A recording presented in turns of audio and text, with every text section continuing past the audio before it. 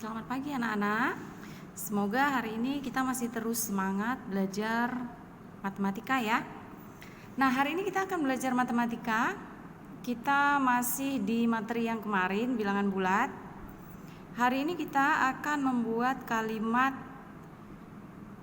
dan menyatakan bahwasanya kalimat itu bilangan bulat negatif atau bilangan bulat positif. Bagaimana caranya kita bisa membedakan bahwasanya suatu kalimat itu bernilai negatif atau positif? Nah, itu yang akan kita bahas hari ini. Untuk itu, lihat dan dengarkan penjelasan Ibu dari video ini ya. Kemarin kita sudah membahas tentang bilangan bulat melalui garis bilangan. Nah, misalnya Ibu ulang kembali garis bilangannya. Kita mulai dari 0 ya. Yang semakin ke kanan, maka itu menyatakan bilangan positif. Semakin ke kanan, bilangan itu semakin besar. Ke kanan terus itu nilainya besar, angkanya juga besar ya kalau ke kanan. Nah, kalau ke kiri, nah ini ke kiri, dimulai dari 0, setelah 0 adalah min 1, min 2, min 3. Semakin ke kiri hanya angkanya saja yang besar tetapi nilainya kecil. Misalnya di sini titik-titik sampai min 500. 500 ini kan besar ya angkanya daripada min 3. Iya, besar angkanya saja. Tetapi nilai min 500 ini lebih kecil daripada min 3. Paham ya? Semakin ke kiri, angkanya saja yang besar, tetapi nilainya kecil. Nah, selain garis bilangan yang bentuknya seperti ini, ada juga garis bilangan yang bentuknya ke atas, ke samping dan ke atas, vertikal atau horizontal. Nah, ini bentuknya ke samping, ini bentuknya ke atas. Kita buat dulu di tengah-tengahnya itu 0 ya. Nah, ke arah mana bilangan positif dan negatif? Sudah pasti kalau dia positif akan menuju ke atas. Jadi prinsipnya kalau dia bilangannya positif, semakin ke sana semakin besar. Kesananya kemana? Kita akan mengarahkan ke atas. 1, 2, 3, 4, 5 dan seterusnya. Berarti dia semakin ke atas, nilainya semakin besar dan angkanya juga semakin besar. Begitu juga kalau dia ke bawah. Setelah 0, bilangan negatifnya adalah min 1, min 2, min 3, min 4 atau negatif ya, min atau negatif.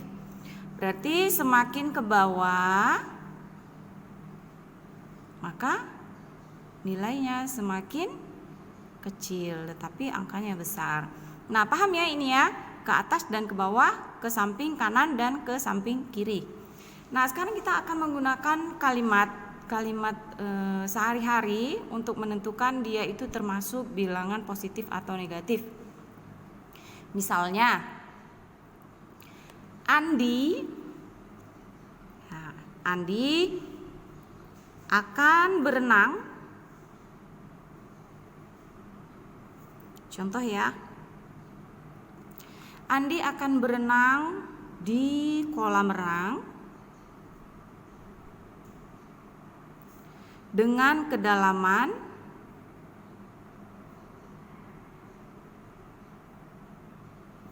5 meter.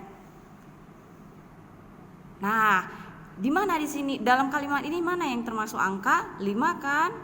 Nah, ini kita bermain dengan angka dan kalimat bahasa Indonesia. 5 meter. Andi akan berenang di kolam renang dengan kedalaman 5 meter. Kedalaman. Kalau kedalaman itu ke atas atau ke bawah ya? Nah, dalam itu pasti ke bawah. Nah, berarti kita menggunakan garis bilangan yang seperti ini. Ke bawah. Berarti semakin ke bawah itu dia menunjukkan angka negatif. Berarti kedalaman 5 meter ini adalah min atau negatif 5. Paham? Kenapa negatif 5? Karena kalimat ini menunjukkan suatu kedalaman, yang maksud kedalaman adalah itu berada di bawah. Apabila kita menggunakan garis bilangan yang ke bawah ini yang akan kita gunakan. Bisa ya, kita sedikit menggunakan logika dalam kalimat matematika ini. Nah, contoh yang kedua. Misalnya Andi menabung di bank Manggala. Misalnya ya, di bank kita sendiri ya. Tabungan Andi saat ini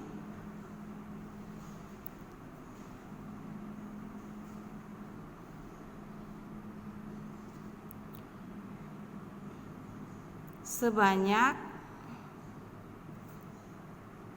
500.000 rupiah. Jadi angka yang ada dalam kalimat ini adalah angka 500.000 rupiah.